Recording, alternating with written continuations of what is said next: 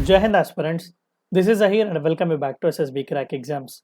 Donald Trump ये कोई नया नाम नहीं है विवादों को लेकर, लेकिन रिसेंटली एक पॉलिटिकल रैली में उन्होंने कुछ ऐसा स्टेटमेंट कहा कि फिर से वो विवादों में फंसे हुए हैं। इस बार थोड़ा बहुत एक्सट्रीम ही उन्होंने स्टेटमेंट कहा और कहा है कि रशिया को वो एंकरेज करेंगे ताकि नाटो अलायंस पर वो अटैक कर सके।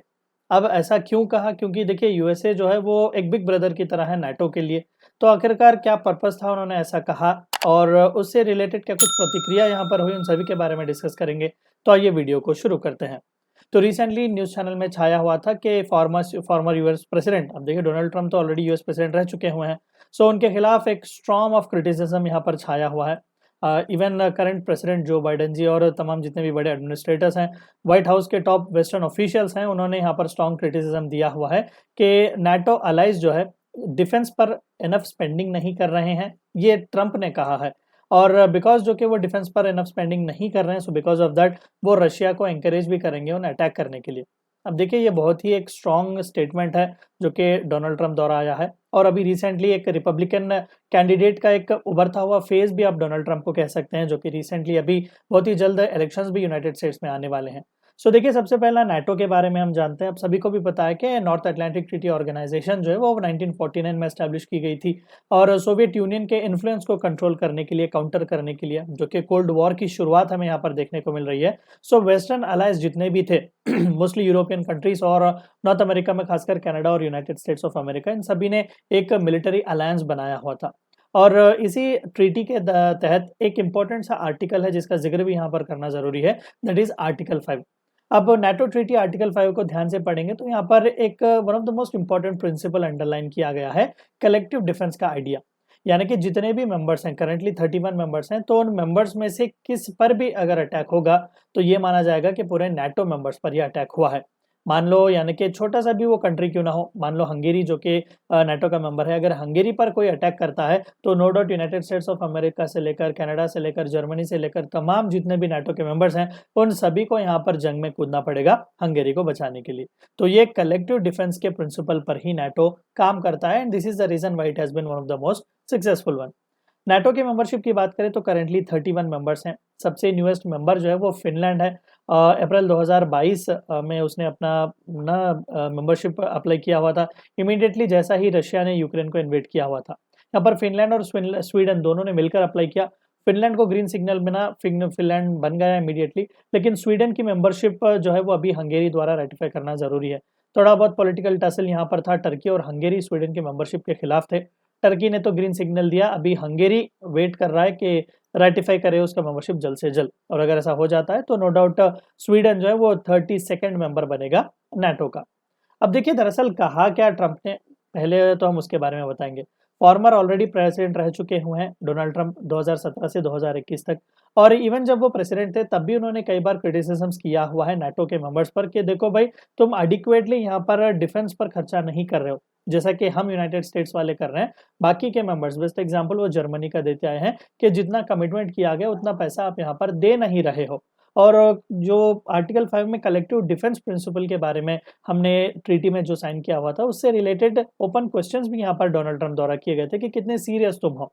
हर बार यूनाइटेड स्टेट्स आपको बचाने के लिए आ नहीं सकता, क्योंकि सिग्निफिकेंटली अगर पूरे नाटो की मेंबरशिप में देख लें तो सबसे ज्यादा न्यूक्लियर आर्सेनल जो है वो यूनाइटेड स्टेट्स के पास ही है। यूनाइटेड स्टेट्स ही सबसे बड़ा यहाँ पर स्ट्रॉन्ग होल्ड है इस पूरे नाटो मेंबरशिप के लिए।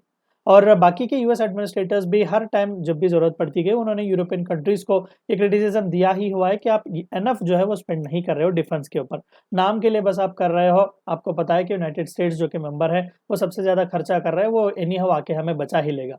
तो in that return Donald Trump ने यहाँ पर कहा हुआ था कि कल को अगर कोई आपको अटैक करने आएगा तो मैं कुछ भी वहां पर नहीं करूंगा, इनफैक्ट मैं उन्हें एंकरेज भी करूंगा कि आप जाकर उसे अटैक कर लें। सो इन दिस कंसर्न उन्होंने कहा हुआ था कि रशिया को एंकरेज करूंगा नाटो के अलायंस पर चढ़ावा करने के लिए।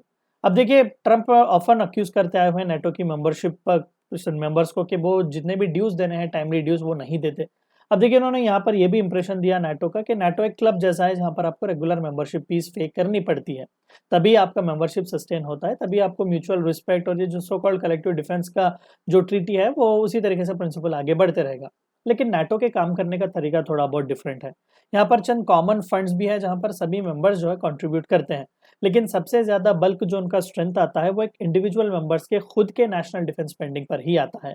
यानी कि यहाँ पर ट्रीटी के मुताबिक एक कमिटमेंट नाटो वालों ने दिया कि हर साल एटलीस्ट 2% हमारा जीडीपी का जो है वो खुद के कंट्री के डिफेंस पर ही स्पेंड होगा। और यही वो जो खर्चा है डिफेंस पर खुद के कंट्री का जो करते हैं, जब ज़रूरत पड़ने पर नाटो मेंबर्स उसे कलेक्टिवली इस्तेमाल करते हैं। यानी कि अगर जर्मनी यहाँ पर 2% ऑफ देयर जीडीपी उसके खुद के डिफेंस पर स्पेंड करता है, तो नो डाउट एक तो वो खुद के कंट्री के डिफेंस को स्ट्रेंथन कर रहा है, और साथ ही साथ वो नाटो मेंबर्स के डिफेंस को भी स्ट्रेंथन कर रहा है। क्योंकि कल को हंगेरी जैसे छोटे कंट्री पर अटैक हो तो नो डाउट जर्मनी ने जो स्पेंड किया हुआ है डिफेंस पर, उसे उस खर्चे को, उस मिशनरी को वहाँ के जो पर्सनल्स हैं वो यहाँ पर वॉर में उन्हें इस्तेमाल किया जा सकता है। सो कई सारे कंट्रीज ने पिछले साल का गोल मीट नहीं किया हुआ था।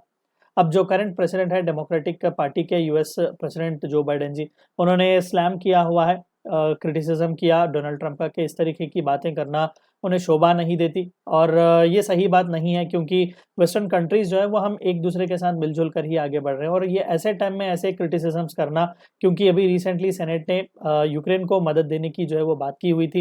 At that point of time Republicans का भी सपोर्ट देना बहुत ही जरूरी है, क्योंकि यूक्रेन को बहुत ही स्ट्रॉन्ग सपोर्ट यूनाइटेड स्टेट्स द्वारा मिल रहा है रशिया के खिलाफ लड़ने के लिए। So at this point of time इस तरीके के स्टेटमेंट्स देना ये शायद हमारे लिए और हमारे नाटो अलाइज के लिए भी सही नहीं है। तो ये थी चंद बातें आपको इस वीडियो में जाननी थी। वीडियो को एंड करने से पहले आप सभी को एक और बार याद दिला दूं कि एसएसबी क्रैक एग्जाम्स के पास एसएसबी इंटरव्यू से related full fledge online course available है। हर महीने इसके नए बैचेस स्टार्ट होते हैं। अपने फ्रेंड्स के साथ भी इन्फॉर्मेशन शेयर कीजिएगा। We also provide you courses like NDA, CDS, AFCAT and warrior written as a code which you should use so that you get 10% discount. Meet you next time, until then stay healthy, stay safe. Thank you for watching my lecture. Jai Hind. अगर आप एक defence aspirant हैं और SSB interview, NDA, CDS, AFCAT जैसे exams के लिए prepare कर रहे हैं, तो आप एसएसबी क्रैक एग्जाम्स के कोर्स को चेक करना ना भूलें। आप हमारी लर्निंग एप्लीकेशन को गूगल प्ले स्टोर से भी डाउनलोड कर सकते हैं।